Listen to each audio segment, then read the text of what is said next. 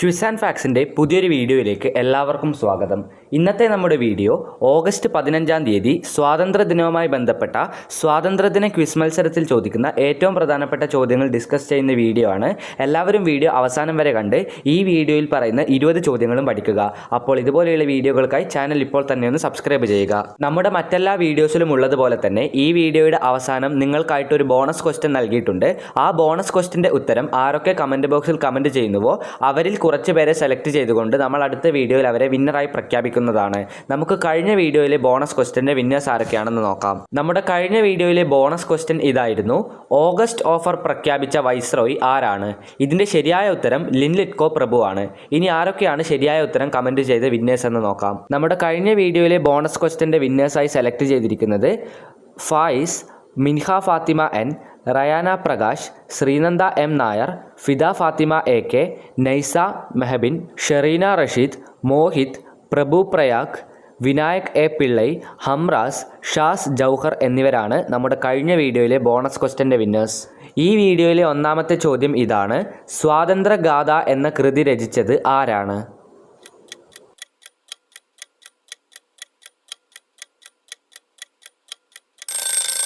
സഹോദരൻ അയ്യപ്പൻ്റെ കൃതിയാണ് സ്വാതന്ത്ര്യഗാഥ. ഒന്നാമത്തെ ചോദ്യത്തിൻ്റെ ഉത്തരം സഹോദരൻ അയ്യപ്പൻ. രണ്ടാമത്തെ ചോദ്യം: ഇന്ത്യയുടെ മഹാനായ പുത്രൻ എന്ന് ഇന്ദിരാഗാന്ധി വിശേഷിപ്പിച്ചത് ആരെയാണ്?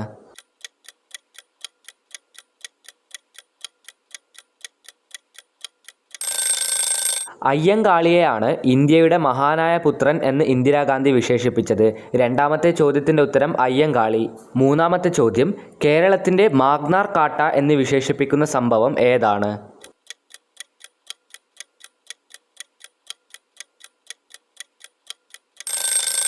ക്ഷേത്രപ്രവേശന വിളംബരത്തെയാണ് കേരളത്തിൻ്റെ മാഗ്നാർ കാർട്ട എന്ന പേരിൽ വിശേഷിപ്പിക്കുന്നത്. മൂന്നാമത്തെ ചോദ്യത്തിൻ്റെ ഉത്തരം ക്ഷേത്രപ്രവേശന വിളംബരം. നാലാമത്തെ ചോദ്യം: അയ്യങ്കാളിയെ പുലയ രാജാവ് എന്ന് വിശേഷിപ്പിച്ചത് ആരാണ്?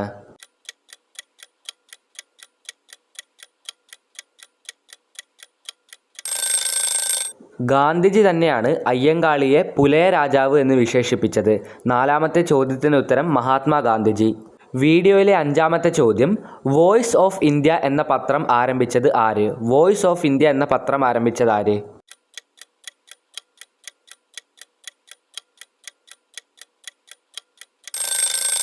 ദാദാഭായ് നവറോജിയാണ് വോയിസ് ഓഫ് ഇന്ത്യ എന്ന പത്രം ആരംഭിച്ചത്. അഞ്ചാമത്തെ ചോദ്യത്തിൻ്റെ ഉത്തരം ദാദാഭായ് നവറോജി. വീഡിയോയിലെ ആറാമത്തെ ചോദ്യം ഇതാണ്: മൗലാന അബ്ദുൽ കലാം ആസാദിൻ്റെ ആത്മകഥയുടെ പേരെന്താണ്?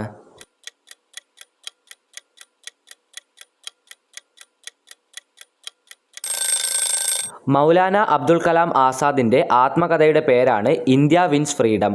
ഇന്ത്യ വിൻസ് ഫ്രീഡം എന്ന കൃതി രചിച്ചത് ആരാണ് എന്ന് ചോദിക്കാനും സാധ്യതയുണ്ട്. അപ്പോൾ അതിൻ്റെ ഉത്തരം മൗലാന അബ്ദുൽ കലാം ആസാദാണ്.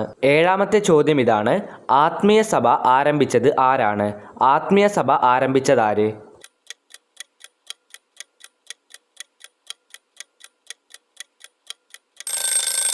രാജാറാം മോഹൻ റോയ് ആണ് ആത്മീയ സഭ ആരംഭിച്ചത്. 1815 അദ്ദേഹം ആത്മീയ സഭ ആരംഭിക്കുന്നത്. എട്ടാമത്തെ ചോദ്യം: ടാഗോർ ബംഗാളിൽ സ്ഥാപിച്ച സർവകലാശാല ഏതാണ്? ടാഗോർ ബംഗാളിൽ സ്ഥാപിച്ച സർവകലാശാലയുടെ പേരെന്താണ്?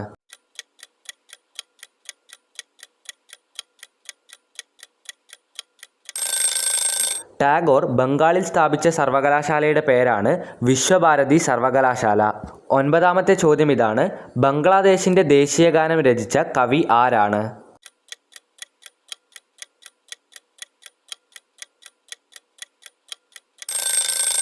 നമ്മുടെ ഇന്ത്യയുടെ ദേശീയഗാനം രചിച്ച അതേ വ്യക്തിയായ രവീന്ദ്രനാഥ ടാഗോർ തന്നെയാണ് ബംഗ്ലാദേശിൻ്റെ ദേശീയഗാനവും രചിച്ചത്.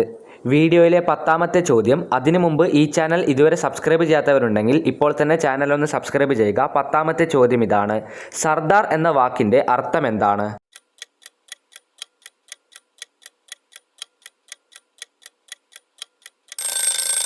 സർദാർ എന്ന് പറയുന്ന വാക്കിൻ്റെ അർത്ഥം നേതാവ് എന്നാണ്. ഉദാഹരണത്തിന് സർദാർ വല്ലഭായ് പട്ടേൽ എന്നൊക്കെ പറയുമ്പോൾ അവരുടെ പേരിലെ സർദാർ എന്ന വാക്കിൻ്റെ അർത്ഥം നേതാവ് എന്നാണ്. 11ാമത്തെ ചോദ്യം: ഇന്ത്യയുടെ ഉരുക്കു മനുഷ്യൻ, ഇന്ത്യൻ ബിസ്മാർക്ക് എന്നിങ്ങനെ അറിയപ്പെടുന്നത് ആരാണ്?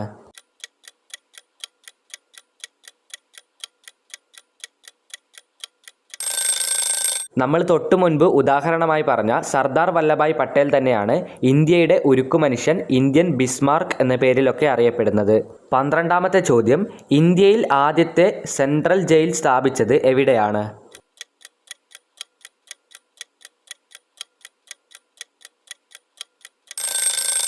ആഗ്രയിലാണ് ഇന്ത്യയിലെ ആദ്യത്തെ സെൻട്രൽ ജയിൽ സ്ഥാപിക്കുന്നത്. 1850 ഇന്ത്യയിലെ ആദ്യത്തെ സെൻട്രൽ ജയിൽ ആഗ്രയിൽ സ്ഥാപിച്ചത്. 13ാമത്തെ ചോദ്യം ഇതാണ്, IAS, IPS എന്നിവയുടെ ശില്പി എന്നറിയപ്പെടുന്നത് ആരാണ്?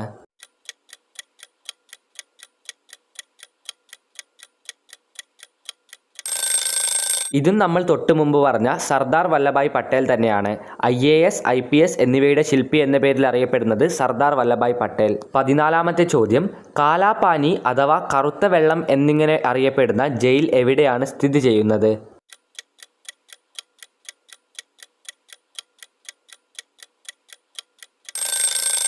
അൻഡമാൻ നിക്കോബാർ എന്ന് പറയുന്ന ഐലൻഡിലാണ് കാലാപാനി അഥവാ കറുത്ത വെള്ളം എന്നറിയപ്പെടുന്ന ജയിൽ സ്ഥിതി ചെയ്യുന്നത്. 15ാമത്തെ ചോദ്യത്തിലേക്ക് കടക്കാം. അതിനു മുമ്പ് വീഡിയോ ഇതുവരെ ലൈക്ക് ചെയ്യാത്തവരുണ്ടെങ്കിൽ ഇപ്പോൾ തന്നെ ഒന്ന് ലൈക്ക് ചെയ്യുക. 15ാമത്തെ ചോദ്യം ഇതാണ്, സ്വാതന്ത്ര്യ സമരകാലത്ത് കുട്ടികളുടെ വാനരസേന രൂപീകരിച്ചത് ആരാണ്?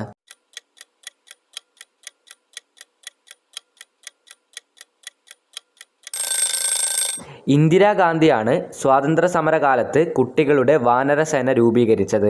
16ാമത്തെ ചോദ്യം, കേരളത്തിൽ ബ്രിട്ടീഷുകാർക്കെതിരെ നടന്ന ആദ്യത്തെ സംഘടിത കലാപം ഏതാണ്?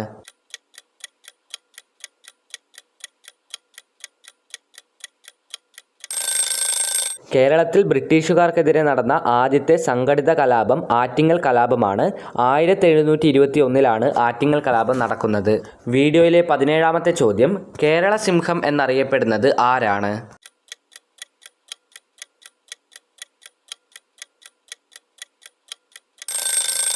പഴശ്ശിരാജയാണ് കേരള സിംഹം എന്ന പേരിൽ അറിയപ്പെടുന്നത്. ഇതേപോലെ കേരള ഗാന്ധി എന്നറിയപ്പെടുന്നത് ആരാണെന്ന് അറിയാമെന്ന് വിചാരിക്കുന്നു. കെ കേളപ്പനാണ് കേരള ഗാന്ധി എന്ന പേരിൽ അറിയപ്പെടുന്നത്. 18ാമത്തെ ചോദ്യം ഇതാണ്, പഴശ്ശിയുടെ ശവകുടീരം സ്ഥിതി ചെയ്യുന്നത് എവിടെയാണ്?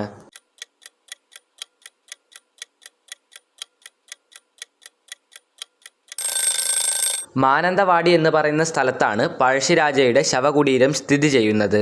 വീഡിയോയിലെ 20ാമത്തെ ചോദ്യത്തിലേക്ക് കടക്കുന്നതിന് മുമ്പ് നമ്മൾ അപ്ലോഡ് ചെയ്യുന്ന എല്ലാ ക്വിസിലെ ചോദ്യങ്ങളും ഉത്തരങ്ങളും നിങ്ങൾക്ക് PDF രൂപത്തിൽ റിവൈസ് ചെയ്യാൻ പാകത്തിൽ ലഭിക്കണമെങ്കിൽ നമ്മുടെ വാട്സപ്പ് ഗ്രൂപ്പിൽ നിങ്ങൾ ജോയിൻ ചെയ്യുക. അതിൻ്റെ ലിങ്ക് താഴെ ഡിസ്ക്രിപ്ഷൻ ബോക്സിൽ നൽകിയിട്ടുണ്ട്. ഈ വീഡിയോയിലെ 20ാമത്തെ ചോദ്യം ഇതാണ്, ഇന്ത്യയുടെ മണ്ണിൽ വെച്ച് ഒരു വിദേശ ശക്തി ആദ്യമായി പരാജയപ്പെട്ടത് ഏത് യുദ്ധത്തിലാണ്?